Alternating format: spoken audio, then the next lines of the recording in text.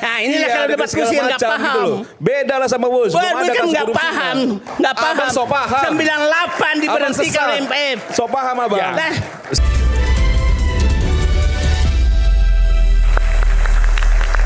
Kembali di Rakyat Bersuara, tadi ada pertanyaan bagus dari Bung Semar. Kalau memang ada korupsi, apa indikasi yang bisa menunjukkan bahwa ada korupsi di Wush itu? Bung Said, silakan.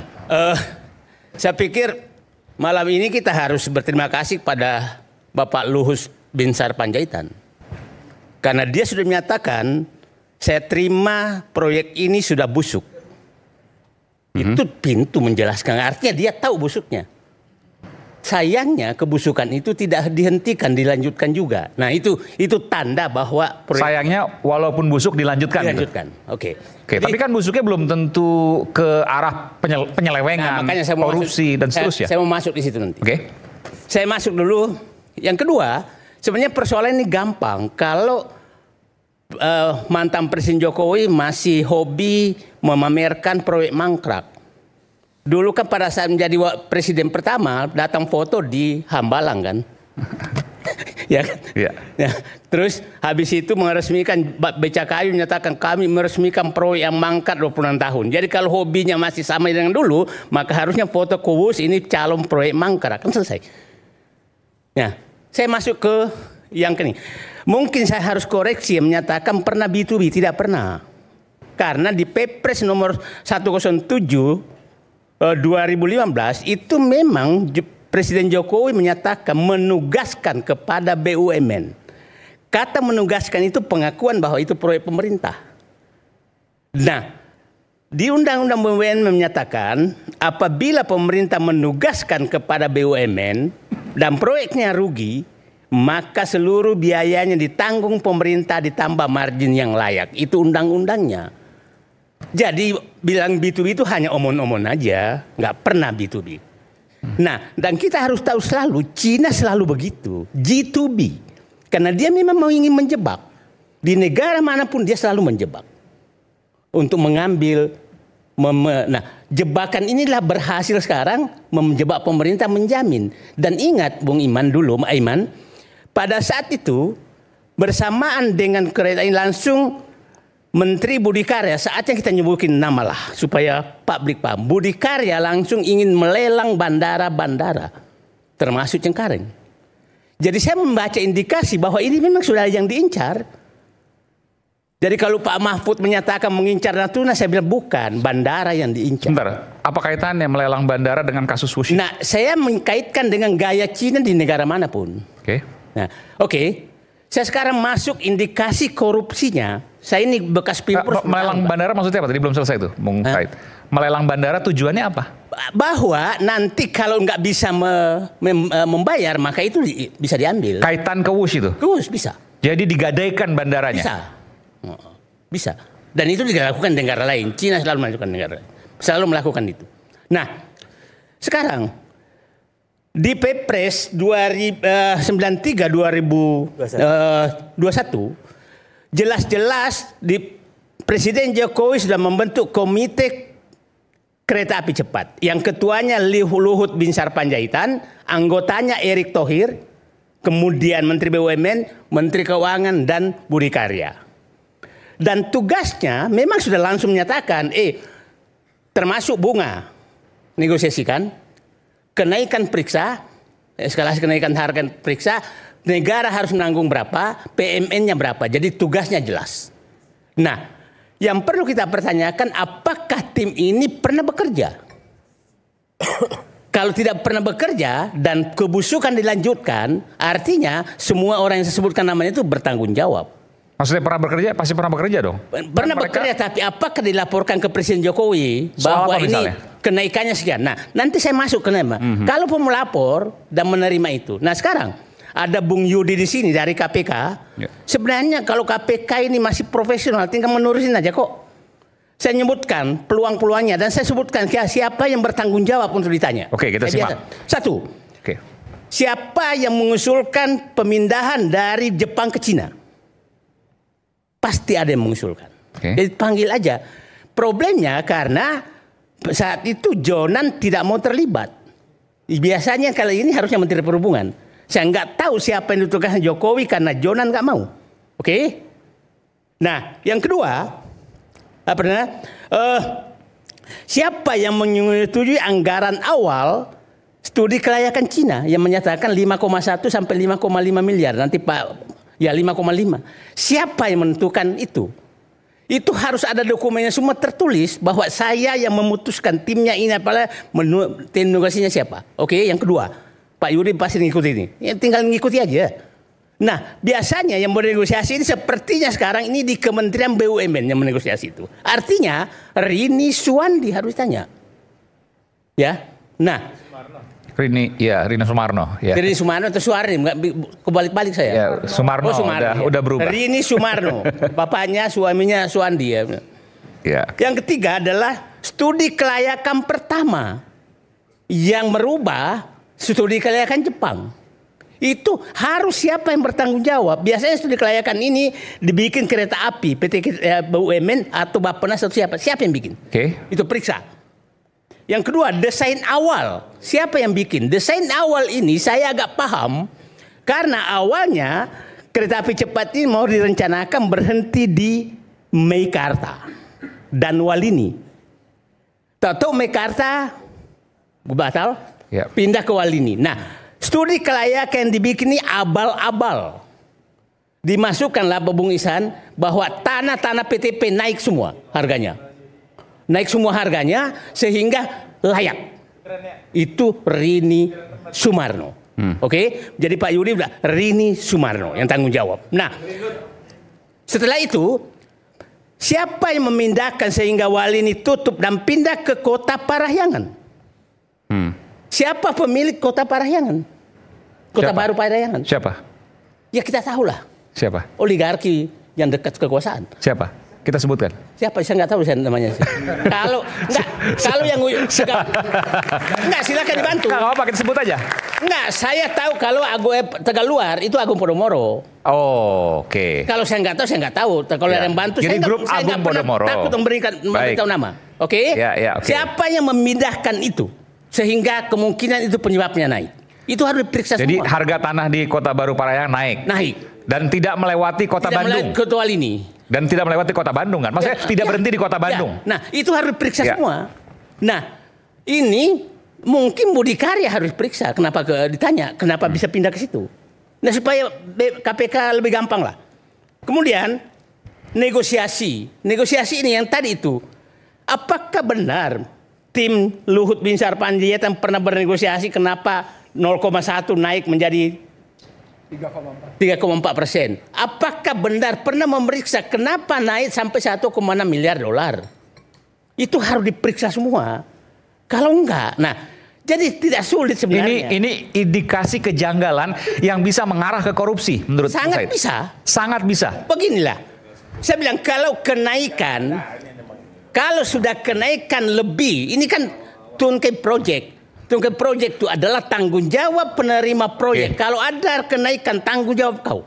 Masa kau sendiri yang naikkan kau nagih ke saya? Oke, sampai saya dulu sebentar. Tadi saya dengar katanya ini semua di awang-awang. Ya ini kan yang disampaikan oleh Bang Said Didu itu seolah-olah sudah ada proses kasus tindak pidana korupsi, sudah berproses, lalu periksalah. Karena sudah ada temuan kasus korupsi gitu loh. Jadi yang digambarkan itu jadi melampaui gitu ya. Kau yang mengawang-awang terus kami kau dan kalau bicara, jadi kalau kata Boni tadi sebutkan nama. Bang Said Didu tabola balik katanya. Jadi udah bola-balik kata Bang. Saya sebutkan nama, saya sebutkan kasus Bantai yang saya katakan. Gitu loh. Jangan Bantai yang saya katakan. Bang, jadi begini Bang. Kalau misalnya ada tindak pidana korupsi, baru apa yang Abang sampaikan masuk barang itu. Periksa sana. Karena sudah terjadi tindak pidana korupsi sekian dugaannya triliun. Gitu loh. Kalau ini belum ada tindak pidananya, Abang suruh periksa orang. Tapi gitu tadi loh. Kan ada indikasi yang itu janggal. Nah, kumpulkan buktinya, laporkan biar berproses itu gitu loh. Kata-kata yang Anda terus ulang di mana ketika Abang bicara soal PTDI, Abang tahu nggak 2020 saya ketemu Bapak itu selalu kaset kusut. Dirut PTDI, mantan Dirut PTDI 2020 kan ada kasus korupsi sudah ditersangkakan oleh KPK. Ada kasusnya. Ya, nanti akan terbuka. Ya, belum. Gitu loh. Saya jalan saya mau bicara. Saya terakhir. Bentar Bang, nanti tadi udah banyak data nanti. Tentang Anda kebanggaan, yang Anda terus ini kebanggaan. Apa yang Anda banggakan dengan kereta api Cina? Maksudnya apa? Bukan soal Cina atau bukan Cina, Bang. Dengarkan dulu. Saya dengarkan dulu. Abang ini apa sih? Enggak, Anda juga apa? Maksudnya begini. Anda juga saya ada bicara sama abang, saya bingung. Besok datang ke sini sebagai pemerhati media sosial. Sekarang datang sebagai pemerhati kebijakan publik. Anda selalu hanya pembela Jokowi. Gitu loh. Kalau kita jelas warna kita kan gitu loh. Abang warnanya apa gitu loh? Nah, sekarang pengamat, apa pemerhati, atau apa? Atau politisi kan gitu loh. Bukan. Yang jelas saya bukan pembela individu. Oke, clear. Abang saya respons dikit ya. Sekarang saya dulu. Nanti, bentar. Anda selalu membandangkan kereta api Cina. Indonesia pernah punya kebanggaan industri pesawat terbang yang dibikin dan diberhentikan sendiri oleh yang membuat demi bangsa dan negara. Berkasus, Bang. Kasus apa PTDI? Nggak ada kasus. Tahun 2020. Bukan, sebelumnya 98. Bang, ada kasus 98 di IMF mana? Nah, inilah kalau debat kursi yang nggak paham. Gitu beda lah sama Wus. Bukan nggak paham. Nggak paham. So paham. 98 diberhentikan IMF. So paham, Abang. Ya. Supaya semuanya kembali ke jalur, barangkali saya boleh bicara, Bung Aiman. Silakan. Ya, pertama 2023 98 dimatiin kok. Entar kita bang saya duduk. Bukan, jangan salah mangap lah. PTDI. Ntar saya ngomong dulu, Bang, tenang. Pertama ya, kita melihat media kita hari ini luar biasa. Suara-suara kebebasan begitu lantang dan semuanya boleh bicara. Abang saya Didu. Ada lagi yang lain seperti Roy Surya ya? Suryo, sama aja orang Jawa kan Suryo sama aja. Roy dan seterusnya boleh bicara. Artinya bahwa di era pemerintahan Pak Prabowo, Wakil Presiden Gibran, kebebasan sipil itu betul-betul dijamin. Sepakat? Kita tepuk tangan dulu. Ini keliru juga nih. Yang kedua, bentar. Di mana kelirunya? Salah satu indikator civil liberty itu adalah pembungkaman. Oke. Ulang lagi, lebih jelas dikit. Pembungkaman, penangkapan, represi. Hari ini masih ada 959 orang ditangkap. Salah jadi indikator kebebasan sipil tidak hanya itu, maksud saya. Indikator kualitas demokrasi itu ada beberapa, misalnya soal political rights, civil liberties. Betul. Civil liberties pada beberapa subindikator. Salah satu kebebasan pers, makanya kebebasan berpendapat. Itu bukan indikator satu-satunya. On that freedom of speech. Yes. Dan mereka ada bukti bahwa kebebasan berbicara itu dijamin di Republik ini. Faktanya. Saya belum masuk ke poinnya. Risetnya. Nanti Bapak akan dapat ruangnya. Itu skornya hanya 5,29. Baru pengantar, baru tadi supaya saya belum masuk ke dagingnya. Nanti pakai Bapak akan kupas dagingnya. Oke. Itu yang pertama. Yang kedua, saya tentu tidak punya kompetensi untuk masuk ke teknis perkara WUS ini. Saya coba kumpulkan beberapa informasi. Akhirnya saya melihat bahwa apa yang menjadi tesis salah bagian dari prinsip hukum pidana itu sepertinya harus kita kunjungi kembali. Revisiting the idea of criminal justice principles. Jadi kita harus melihat bahwa hukum pidana tidak pernah bekerja di atas asumsi. Harus berdasarkan fakta. Bukti-bukti hukum yang jelas, bukti-bukti material. Dan sampai hari ini saya tidak melihat di balik narasi soal korupsi di dalam WUS, tidak ada bukti-bukti yang mengarah kepada adanya tindak pidana korupsi di sana. Tidak ada korupsi, tidak ada indikasi. Kita harus menghormati asas legalitas di dalam hukum pidana itu. Bahwa tidak ada hukuman atau tidak ada hukuman pidana terhadap suatu tindakan sebelum aturannya itu ada. Ya, nullum delictum nulla puna sine previa lege punali. Anda tidak bisa menghukum tanpa ada dasar hukumnya untuk mengatur suatu tindakan itu pidana atau tidak. Pertanyaannya lah, di mana pidananya dalam WUS? Kan dari tadi saya perhatikan diskusi ini masih samar-samar. Kalau indikasi, Bung Boni? Itu kan yang ada harusnya, kecurigaan, ada kejanggalan dalam kan konteks, wajar. maka dalam konteks itu perlu proses penyelidikan, penggalian informasi. Jadi jangan langsung jumping to conclusion ada korupsi di VUS. Nah itu menyalahi logika hukum pidana. Lalu kemudian kita bicara soal asas kulpabilitas dalam pidana. Saya pengamat politik, doktor saya di bidang politik. Tapi saya sedang sekolah hukum, Pak. Saya sedang pasca sarjana hukum, jadi mulai gaya-gayaan bicara hukum nih Mas Aiman. Aspek asas kulpabilitas bahwa yang dihukum itu hanya yang bersalah. Siapa yang bersalah di sini? Siapa yang harus kita hukum? Kenapa harus ditarik-tarik jauh sampai nama Presiden Jokowi misalnya disebut-sebut atau yang lain-lain? Artinya bahwa dari aspek substansi perkara pidananya belum jelas, lalu kita sudah mulai bicara soal penghakiman. Nah yang kedua Mas Aiman, yang agak berbahaya di kita itu adalah upaya politisasi terhadap isu-isu apa saja, termasuk isu hukum, ya, dan kebijakan-kebijakan politik itu kemudian juga bisa dipreteli dengan intrik-intrik politik tertentu. Nah, maka yang harus kita waspada itu adalah trial by the press. Saya menghormati dan bangga dengan acara Rakyat Bersuaranya Aiman ini, iNews ini. Tetapi kita harus bijaksana untuk menyikapi apakah kita sudah melakukan pengadilan oleh media terhadap satu isu atau terhadap satu orang atau sekelompok orang. Kita harus bijaksana di situ karena kita tidak bisa trial by the press, itu kan sangat keji.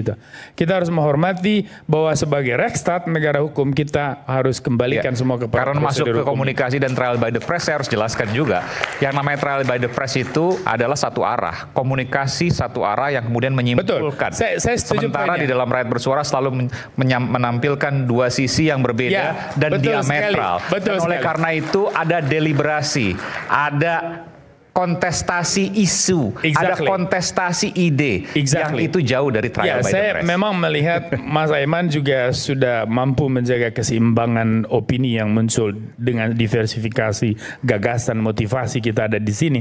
Tetapi saya hanya mengingatkan bahwa semua media di Republik ini harus menghargai betul prinsip keseimbangan dan hindari trial by the press. Kita sudah pusing dengan berbagai isu yang remeh-temeh. Di luar sana ada Tifa atau tifus atau siapa namanya dokter itu. Ya selalu ribut soal ijazah.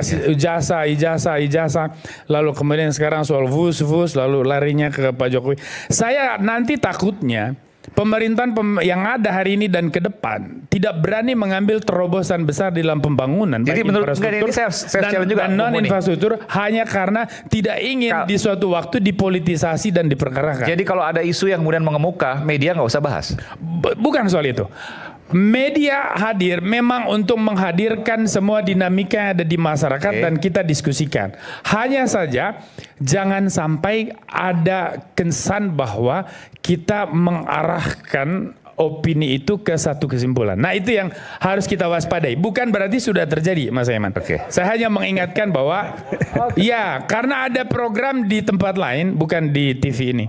Di tempat lain itu memang hadirnya betul-betul untuk menggiring opini seakan-akan negara, pemerintah ini salah dalam semua hal. Nah, demokrasi hanya sehat kalau ada fairness di kita, di pihak negara, di pihak rakyat, dan di dalam berkomunikasi entah kritik, entah protes, itu semua harus punya dasar dan tujuan yang baik. Kita kan pernah diskusi di sini juga beberapa tema ya Mas Aiman. Saya selalu mengatakan bahwa kalau problemnya adalah akuntabilitas dan kualitas perwakilan politik DPR itu tidak beres, saya setuju kita semua rakyat Indonesia marah dan tuntut itu. Perwakilan politik yang tidak bermutu itu harus digugat. Nah saya juga setuju bahwa institusi manapun harus kita pikirkan untuk diperbaiki. Maka reformasi harus menyeluruh, sistemik, holistik. Jadi jangan parsial.